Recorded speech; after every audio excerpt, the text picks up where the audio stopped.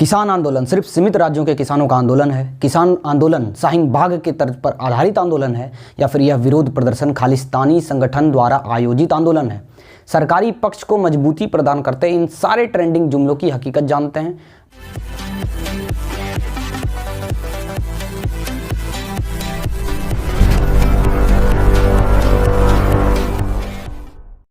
क्या पंजाब और हरियाणा के किसान सच में भोले भाले हैं या फिर आंदोलन की आड़ में खालिस्तानी संगठन वामपंथी संगठनों के साथ मिलकर किसानों के नाम पर अपना एजेंडा चलाने की कोशिश कर रहे हैं? आखिर देश में हर कानून के लागू होते ही आंदोलन की हवा क्यों चल पड़ती है? प्रश्न तो यह भी उठता है कि आखिर पंजाब के किसानों को ही इतनी समस्या क्यों है? आइए जरा फैक्ट चेक करते हैं। भारत कृषि प्रधान देश है जहाँ हर राज्य हर जिले में आपको अलग अलग वर्ग के किसान मिल जाएंगे। देश में किसानों की संख्या लगभग 120 मिलियन के करीब है, जो समूचे देश का 24.6% है।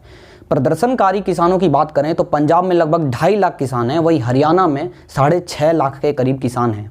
तो 120 मिलियन किसानों में जहां उत्तर प्रदेश, बिहार, झारखंड, छत्तीसगढ़ और पश्चिम बंगाल के गरीब किसान भी शामिल हैं, मगर वो किसान टीवी डिबेट और आंदोलनों से फिलहाल काफ़ी दूर दिखाई दे रहे हैं। जबकि देश के सबसे ज़्यादा खेती की ज़मीन और किसानों की संख्या की बात करें तो उत्तर प्रदेश, बिहार, महाराष्ट्र, कर्नाटक, मध्य प्रदेश, तमिलनाडु जैसे राज्यों का नाम टॉप में लिया जाता है।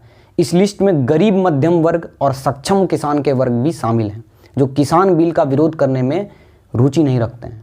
हरियाणा कृषि क्षेत्र के मामले में 15वें स्थान पर है और अमूमन हरियाणा और पंजाब के किसान उत्तर भारत के बाकी क्षेत्रों के किसानों के मुकाबले समृद्ध और बेहतर स्थिति में माने गए हैं। अगर दूसरे पहलू की बात की जाए तो ऐसा नहीं है कि किसान आंदोलन सिर्फ पंजाब और हरियाणा के किसानों का आंदोलन है। पश्चिमी उत्तर प्रदेश के किसान, कुछ राजस्थान के कुछ प्रांतों के किसान भी दिल्ली बॉर्डर के पास आंदोलन कर रहे हैं।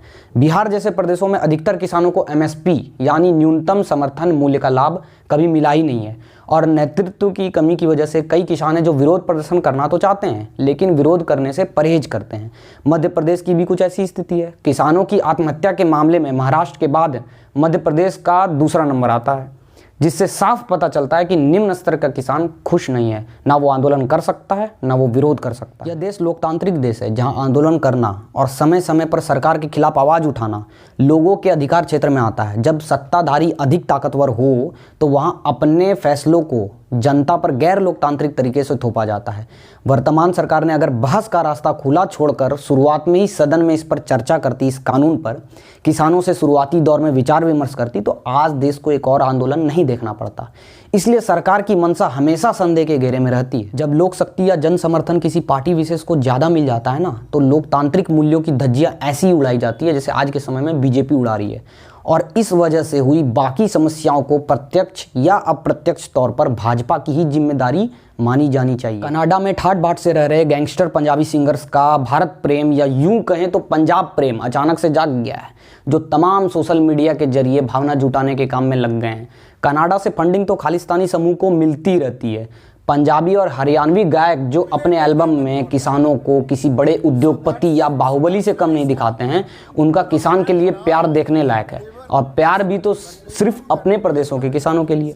बाकी इतने वर्षों से किसान आत्महत्याएं कर रहा है, उसमें कोई चिंता की बात नहीं है। आत्महत्या के मामले में महाराष्ट्र, उत्तर प्रदेश, मध्य प्रदेश के किसान ज़्यादा पीड़ित दिखाई देते हैं अगर उसकी तुलना करें पंजाब के किसानों से। तो अगर यही बिल किसान विरोधी होता तो शायद देश के हर कोने से एक साथ आवाज़ उठती सुनाई पड़ती। सरकार की तरफ से अगर बात करें तो सरकार अब बातचीत करने के लिए तैयार है। हालांकि 3 बार बातचीत का प्रयास किया गया था जो बेनतीजा रहा, इसलिए अब सरकार थोड़ी सी बैकफुट पर नजर आ रही है। कल यानी 9 दिसंबर को सरकारी पक्ष और किसान आंदोलन का नेतृत्व कर रहे संगठनों और नेताओं के बीच बातचीत होगी, जिसके बाद आगे आंदोलन की स्थिति स्पष्ट होगी। दूसरी तरफ अगर आंदोलन और विरोध प्रदर्शन की बात की जाए तो पंजाब के किसानों के रवैये में दोहरापन नजर आता है। एक तरफ उनका नेतृत्व कहता है कि यहाँ कोई खालिस्तानी संगठन के लोगों का नाम नहीं लेगा, मगर अपने ही नेतृत्व के आदेशों की धज्जियां उड़ाई गई। प्रधानमंत्री के बारे में आपत्तिजनक शब्दों का इस्तेमाल किया गया। खालिस्तानी भिंडारवाला के लिए नारे, उनके झंडे, उनके पोस्टर देखे गए। अंतर्राष्ट्रीय स्तर पर भारत की छवि खराब करने की कोशिश की गई। विदेशों में अचानक से देशभक्तों या यूं कहें तो पंजाब भक्तों की तादाद समझ आने लग गई। नशे, लड़कियां और गैंगस्टर लाइफ को अक्सर अपने गानों में फिल्माते सुपरस्टार भी अपना काम धंधा छोड़कर राजनीति करने कूद गए हैं। खैर, सभी को राजनीति में रुचि दिलाने वाली खुद मोदी सरकार ही है। तो आखिर अगर यह किसानों का आंदोलन है, किसानों का मन पवित्र है तो उनके द्वारा आयोजित विरोध प्रदर्शन की जिम्मेदारी भी उन्हें लेनी पड़ेगी। उनके आंदोलन की आड़ में जो कुछ भी साजिशें चल रही है उनका खंडन करने की बजाय किसान का नेतृत्व लिपापोती करने में लगा हुआ है।